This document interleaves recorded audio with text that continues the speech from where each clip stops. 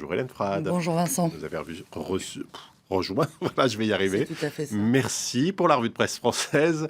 Qu'on va commencer en Turquie, où on l'a vu, des centaines de milliers de personnes se sont rassemblées hier à Istanbul à l'appel de Recep Tayyip Erdogan. Le président turc avait demandé à ses partisans d'exprimer leur condamnation de la tentative de putsch du 15 juillet dernier.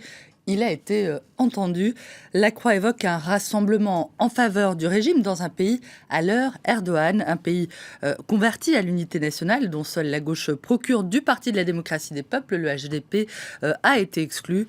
Aujourd'hui, ce qui est important, c'est la défense du pays bien avant les querelles politiques. En réagissant mollement à la tentative de putsch, vous, en Europe, avez fait une grave erreur, accuse un vieux partisan kémaliste, laïque donc, interrogé par la Croix. Le journal répète, lui, que Erdogan, qui a répété... le journal juge, on va y arriver, que Erdogan, qui a répété hier être favorable au rétablissement de la peine de mort, lui a permis de raffermir encore plus son pouvoir.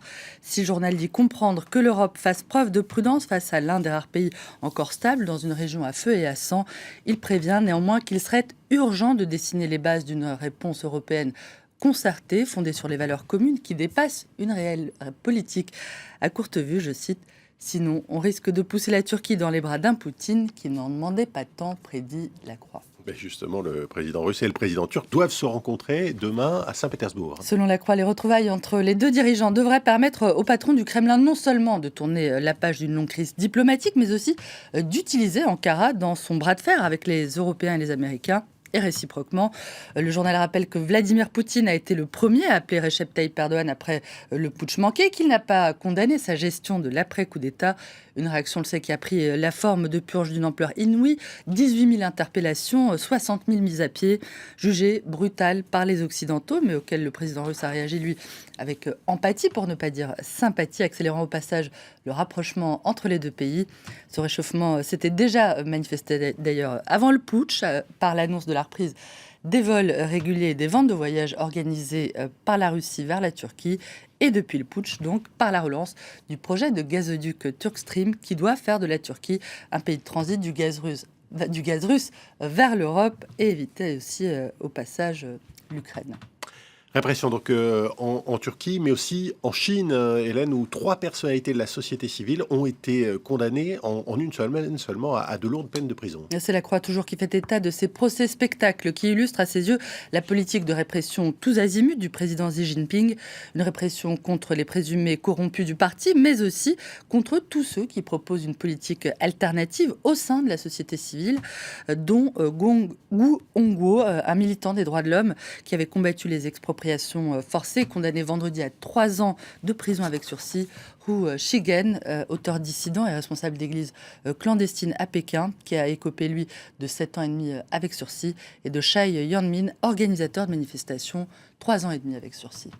En France, à présent, Hélène, on en parlait il y a quelques minutes dans le journal de l'Écho. Il est beaucoup question ce matin dans la presse des répercussions de la menace terroriste sur le secteur touristique. Depuis l'attentat de Nice, le 14 juillet, la surveillance a été renforcée sur tous les sites accueillant des touristes et des vacanciers. À quoi ressemble l'été sous état d'urgence? Comment concilier vacances et vigilance? Le Parisien rappelle que le contexte anxiogène, on l'a évoqué, a dissuadé beaucoup de touristes étrangers de venir en France, entraînant aussi l'annulation pour raison de sécurité de plusieurs festivités. C'est un peu compliqué de venir jouer depuis qu'ils ont installé un portique de sécurité devant le terrain de pétanque, regrette un vacancier dépité dans le dessin de Rançon pour le Parisien. L'annulation la plus emblématique est sans doute celle de la braderie de Lille, la plus grande brocante d'Europe, qui se tient chaque année au mois de septembre. Résister au terrorisme ou protéger les Français. L'opinion évoque une situation de guerre qui ne dit pas son nom. Il devient maintenant clair, écrit le journal, que de façon durable, nous ne vivrons plus comme avant, qu'il nous faudra capituler sur cet accessoire qui fait parfois l'essentiel.